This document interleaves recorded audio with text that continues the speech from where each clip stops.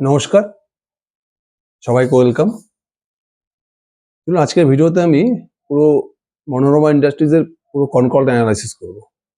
Future গাইডেন্সটা কি দিয়েছে। এর আগে আমি রেজাল্ট নিয়ে আলোচনা করেছিলাম যে মনোরমাতে Q3 তে দুর্দান্ত রেজাল্ট করেছে।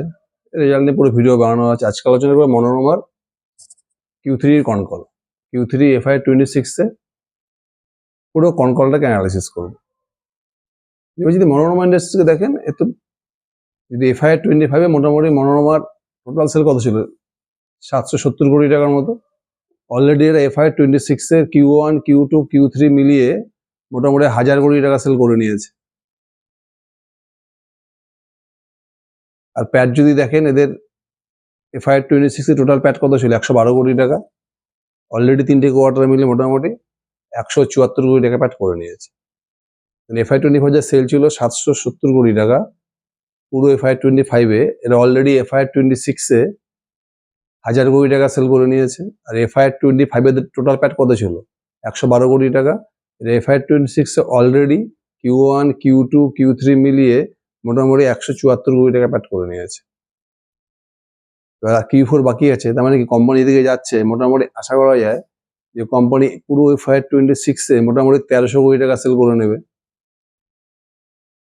আর প্যাট অলরেডি এদের 174 কোটির মধ্যে প্যাট হয়ে গেছে, তার মানে মোটামুটি 230 থেকে 240 কোটি টাকা প্যাট মনোরমা ইন্ডাস্ট্রিজ পুরো FY26 এ ইজিলি করে নেবে। যদি 240 কোটি টাকা প্যাটও করে, তাহলে এই মুহূর্তে মনোরমার মার্কেট ক্যাপ কত? মোটামুটি 8400 কোটি টাকা। তাহলে ফরওয়ার্ডিং পি দাঁড়াচ্ছে কত ফর FY26? 8400 ডিভাইডেড বাই 240, ধরেন 34 থেকে 35। মানে 34 থেকে 35 পিতে আপনি পাচ্ছেন মোটামুটি একটা 90% সেলস গ্রোথ ইঞ্জিন। আর প্যাট তো ডবলেরও বেশি, মোর দ্যান 100%। এটা হচ্ছে মনোরমার লেটেস্ট বিজনেস পজিশনার। এবার আমরা দেখে নেবো ম্যানেজমেন্ট কনকলে। এই যে ম্যানেজমেন্টের কনকলটা হলো Q3 FY26 এ ম্যানেজমেন্ট কি গাইডেন্স দিল। প্রথম কথা হচ্ছে রেভিনিউ গাইডেন্স। ম্যানেজমেন্ট যেটা বলেছে, এর আগে Q4 FY25 এ ম্যানেজমেন্ট কি বলেছিল যে পুরো FY26 এ 1050 কোটি টাকার মতো সেল করবে। তারপরে Q2 তে সে ম্যানেজমেন্ট কি করলো? Q2 FY26 এর কনকলে সে কি বললো যে গাইডেন্সটাকে বাড়িয়ে দিল। বাড়িয়ে করলো হচ্ছে 1150 কোটি টাকা। এবার Q3 কনকলে সে ম্যানেজমেন্ট কি বললো? FY26 এর রেভিনিউ এরা 1150 কোটি টাকা থেকে বাড়িয়ে করে দিল 1300 কোটি টাকা।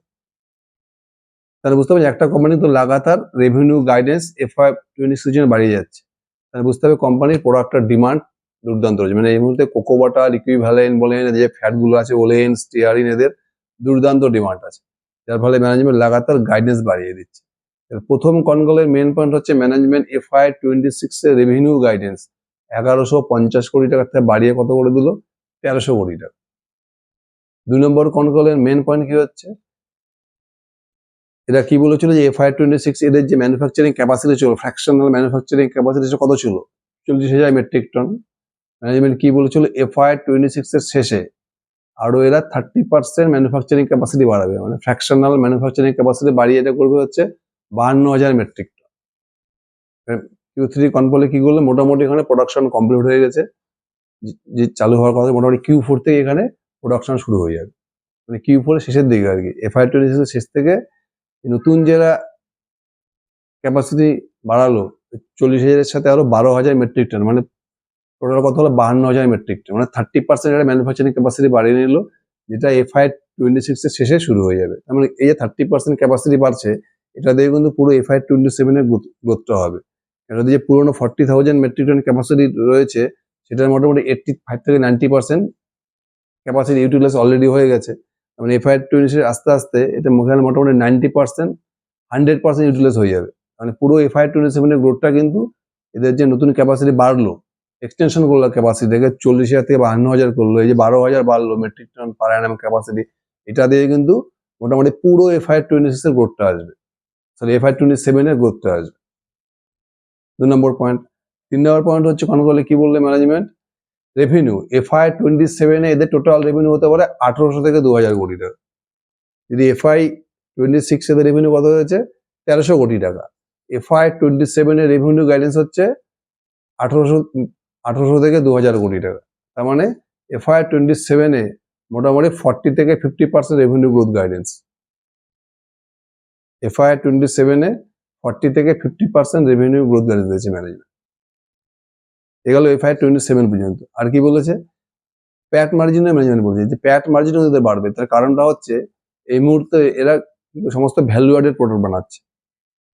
কোকো বাটার অল্টারনেটিভস বা আপনার ওলেন, স্টিয়ারিন যে কোয়ালিটি ফ্যাটগুলো রয়েছে, এদের এখন মোটামুটি টোটাল যে প্রোডাক্ট পোর্টফোলিও তার 70 থেকে 75% হচ্ছে ভ্যালু অ্যাডেড প্রোডাক্ট, যেগুলোতে মার্জিন বেশি, প্যাট মার্জিন বেশি।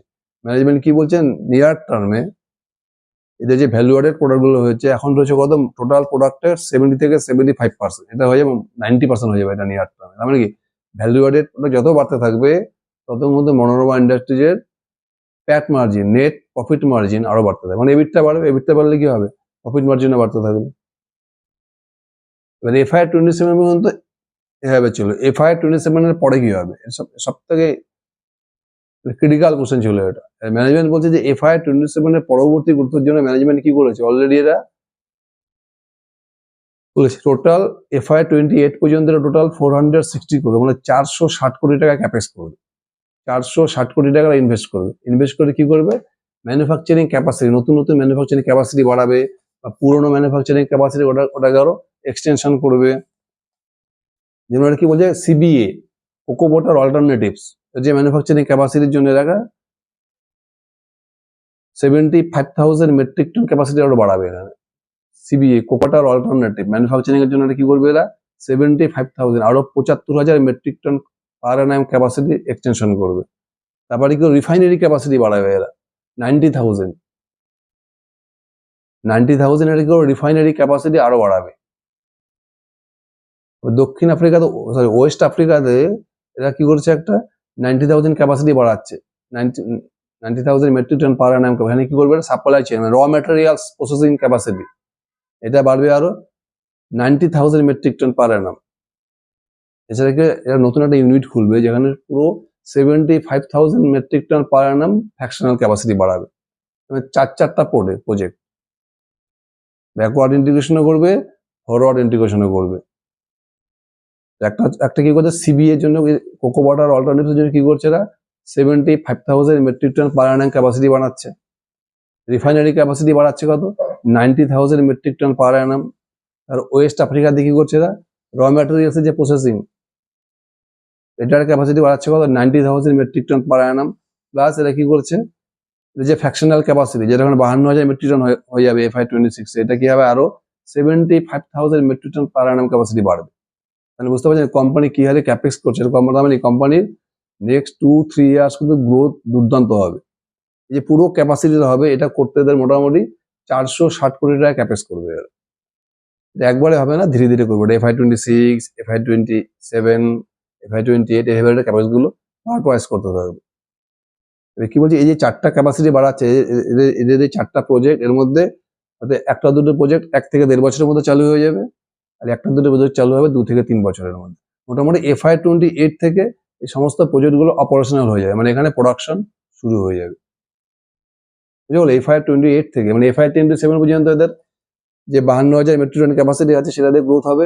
FY 28 থেকে কিন্তু এই যে নতুন যে ক্যাপাসিটি গুলো এক্সটেনশন করছে এরা, CBA এর ক্যাপাসিটি বা র ম্যাটেরিয়ালস এর ক্যাপাসিটি বা ফ্র্যাকশনাল ক্যাপাসিটি বা রিফাইনারি ক্যাপাসিটি যেগুলো বাড়াচ্ছে, সেগুলো থেকে কিন্তু FY 28 থেকে কিন্তু এখান থেকে গ্রোথ পাওয়া যাবে।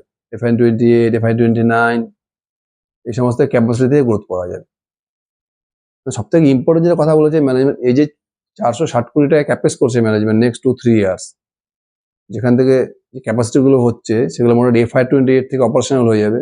এই ক্যাপাসিটি যখন চালু হয়ে যাবে ফুল ফেজে, তখন এখান থেকে ম্যানেজমেন্ট কি আশা করছে, মোটামুটি নেক্সট 3 to 4 ইয়ার্স এখান থেকে 5x অ্যাসেট টার্নওভার হবে। এরা যে 460 কোটি টাকার ক্যাপেক্স করছে, আর যদি 5x হয় মোটামুটি 2300 কোটি টাকা, 2,300 কোটি টাকা এখান থেকে রেভিনিউটা জেনারেট করতে পারবে, এক্সট্রা রেভিনিউ। বুঝতে পারছেন ব্যাপার, যদি FY 27 এ ম্যানেজমেন্ট 1,800 থেকে 2,000 কোটি টাকা রেভিনিউ করে, তার নেক্সট 2 to 3 ইয়ার্স যে 460 কোটি টাকা ক্যাপেক্স করছে, এখান থেকে আরো এর 5x রেভিনিউ গ্রোথ করতে পারবে। 460 কোটি টাকা ক্যাপেক্স করে এখান থেকে 5x রেভিনিউ, মানে 2,300 কোটি টাকা রেভিনিউ হতে পারে। যদি FY 27 এ 1,800 থেকে 2,000 কোটি টাকা রেভিনিউ হয়, নেক্সট 2 to 3 ইয়ার্স আরো 2,300 কোটি টাকা রেভিনিউ হবে, মোটামুটি 4,300 কোটি টাকার মতো রেভিনিউ FY 29-30 মধ্যে হয়ে যাবে। এখন কত রেভিনিউ হচ্ছে FY26 মোটামুটি 1300 কোটি টাকা। যদি 2030-এও হয় তাহলে সেখানে আরো 4300 কোটি টাকা রেভিনিউ হতে পারে। যদি আপনি FY26 থেকে হিসাব করেন FY30 পর্যন্ত, তাহলে নেক্সট 4 ইয়ার্সে মোটামুটি 3x রেভিনিউ গ্রোথ। তার মানে কি বোঝা যাচ্ছে, নেক্সট 4 ইয়ার্সে মনোরমা ইন্ডাস্ট্রিজকে কিন্তু 40 থেকে 45% রেভিনিউ জেনারেট করতে কোনো প্রবলেম হবে না, এরা যে হারে বিজনেস প্ল্যানিং করছে। তাহলে বুঝে গেলে ম্যানেজমেন্টের কনকলের মেন পয়েন্টগুলো। 1 নম্বর পয়েন্ট হচ্ছে, ফার্স্ট পয়েন্ট, FY26-এ যে রেভিনিউ গাইডেন্স ছিল, সেলস গ্রোথ গাইডেন্স, সেটা ছিল 1150 কোটি টাকা, সেখান থেকে বাড়িয়ে করে দিল 1300 কোটি টাকা। তারপরে কি বললো, এদের যে 2 নম্বর পয়েন্ট হচ্ছে, এদের যে ফ্র্যাকশনাল ক্যাপাসিটি 40,000, সেটা বেড়ে কত হচ্ছে 52,000 মেট্রিক টন, যেটা অলরেডি Q4 থেকে শুরু হয়ে যাবে, এখানে প্রোডাকশন শুরু হয়ে যাবে। আর কি বললো, নাম্বার 3 হচ্ছে FY27 এর রেভিনিউ। কি বললো, টোটাল সেল হতে পারে FY27-এ 1800 থেকে 2000 কোটি টাকা। যদি FY26-এ 1300 কোটি টাকা রেভিনিউ হয়, তাহলে ম্যানেজমেন্ট কি গাড়ি দিচ্ছে, FY27-এর রেভিনিউ হবে 1800 থেকে 2000 কোটি টাকা। মানে FY26 থেকে FY27-এ 40 থেকে 50% সেলস গ্রোথ হতে পারে। FY27-এর পরে নেক্সট 2 to 3 ইয়ার্স, মানে FY28, FY29, FY30, এর জন্য ম্যানেজমেন্ট কি গাইডেন্স দিয়েছে, যেটা 460 কোটি টাকা ক্যাপেক্স করছে, অলরেডি এখন শুরু হয়ে গেছে। এই 460 কোটি টাকা যে ক্যাপেক্সের কাজ অলরেডি শুরু হয়ে গেছে। এই ক্যাপেক্স গুলো করে এরা কি করবে, বিভিন্ন ফরওয়ার্ড ইন্টিগ্রেশন আর ব্যাকওয়ার্ড ইন্টিগ্রেশন প্রজেক্ট করছে। যেমন রিফাইনারি ক্যাপাসিটি বাড়াচ্ছে এরা 90,000 metric ton, cocoa butter alternatives এর ম্যানুফ্যাকচারিং ক্যাপাসিটি বাড়াচ্ছে কত, 75,000 মেট্রিক টন। তাহলে যে র ম্যাটেরিয়ালস, সিডগুলো যে কালেকশনের যেগুলো যে প্রসেস করতে হয়, সেটার ক্যাপাসিটি বাড়াচ্ছে মোটামুটি 90,000 মেট্রিক টন। আর হচ্ছে ফ্র্যাকশনাল ক্যাপাসিটি বাড়াচ্ছে এরা 75,000 মেট্রিক টন। মোটামুটি 4টা প্রজেক্ট। এই প্রজেক্টগুলো কি বলেছে ম্যানেজার, মোটামুটি FY28 থেকে শুরু হয়ে যাবে এখানে। এগুলো তো অলরেডি এইসব প্রজেক্টের কাজ শুরু হয়ে গেছে। এইসব প্রজেক্টগুলো মোটামুটি অপারেশনাল হয়ে যাবে FY28 থেকে। তারপরের কি ইম্পর্টেন্ট পয়েন্ট বলেছে ম্যানেজমেন্ট, এই যে এখানে পুরো প্রজেক্টগুলো চালু হয়ে যাবে, নতুন প্রজেক্টগুলো FY28 থেকে, এখানে টোটাল ক্যাপেক্স করছে কত, 460 কোটি টাকা। এর থেকে 5x রিটার্ন পাওয়া যাবে, যা ইনভেস্ট করছে তার থেকে 5x, মানে মোটামুটি অ্যাসেট টার্নওভার হয়ে যাবে 2300 কোটি টাকা। মানে FY26 যদি রেভিনিউ 1300 কোটি টাকা হয়, তাহলে নেক্সট 3 to 4 ইয়ার্স, মানে আপনি যদি 2030 পর্যন্ত ধরেন, তাহলে আরো মোটামুটি এখান থেকে কত পাচ্ছি, 2300 কোটি টাকা রেভিনিউ। যদি FY27-এ 1800 থেকে 2000 কোটি টাকা রেভিনিউ হয়, নেক্সট 3 ইয়ার্স যদি আরো 300 কোটি টাকা বেড়ে যায়, মানে মোটামুটি 4000 থেকে 4300 কোটি টাকা রেভিনিউ 2030 পর্যন্ত পাওয়া যেতে পারে। তাহলে FY26 রেভিনিউ করে 1300 কোটি টাকা, তারপরে নেক্সট 4 ইয়ার্সে মোটামুটি 3x এর বেশি রেভিনিউ গ্রোথ হতে পারে মনোরমা ইন্ডাস্ট্রিজ। তার মানে কি নেক্সট 4 ইয়ার্সে 40 থেকে 45% সেলস গ্রোথ করতে কিন্তু মনোরমার কোনো অসুবিধাই হবে। তারপরে ম্যানেজমেন্ট কি গাইড দিয়েছে, প্রফিট মার্জিন, প্যাট মার্জিনে কি বলছে, ইন ফিউচার এদের প্যাট মার্জিন আরো বাড়বে। কারণটা কি, কারণ এদের যে ভ্যালু অ্যাডেড প্রোডাক্টগুলো রয়েছে, যেগুলোতে মার্জিন বেশি, যেমন কোকো বাটার ইকুইভ্যালেন্স বা ওলেইন বা স্টিয়ারিন, এই ফ্যাটগুলো, এখন এদের টোটাল ভ্যালু অ্যাডেড প্রোডাক্ট রয়েছে মোট পোর্টফোলিওর 70 থেকে 75%, নিয়ার ফিউচারে কত হয়ে যাবে, 90%।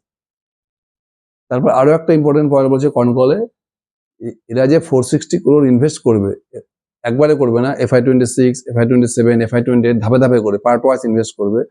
এর জন্য এরা এখনই কোনো ক্যাপেক্স করতে, ইনভেস্ট গুলো যে করবে, এর জন্য কোনো ডেপ্ট উঠাবে না বা ইকুইটি ডাইলিউশনও করবে না। এদের যে ইন্টারনাল অ্যাক্রুয়াল আছে, এদের যে বিজনেস করে যে প্রফিট হচ্ছে, যেখানে যে ক্যাশ ফ্লো জেনারেট হচ্ছে, সেখান থেকে ক্যাপেক্স গুলো করবে। মানে এক্সট্রা কোনো ডেপ্ট উঠাবে না এরা, আর নিজেদের ইকুইটিও এরা ডাইলিউশন করবে না। তাহলে বুঝে গেল মনোরমার গাইডেন্স, মানে টেরিফিক কনকল, দুর্দান্ত গাইডেন্স, মানে পরিষ্কার চিত্র পাওয়া গেল। তার মানে কি বোঝা যাচ্ছে, মনোরমার কিন্তু নেক্সট 2 to 3 ইয়ার বিজনেসে কিন্তু কোনো প্রবলেম হওয়ার কথা না। 40 থেকে 50% সেলস গ্রোথ করবে, আর কোম্পানিকে বলছে অপারেটিং লেভারেজ আরো বাড়বে, মানে নেট প্রফিট মার্জিনটা আরো বাড়বে। একটা দুর্দান্ত সুপার কনকল। Thank you.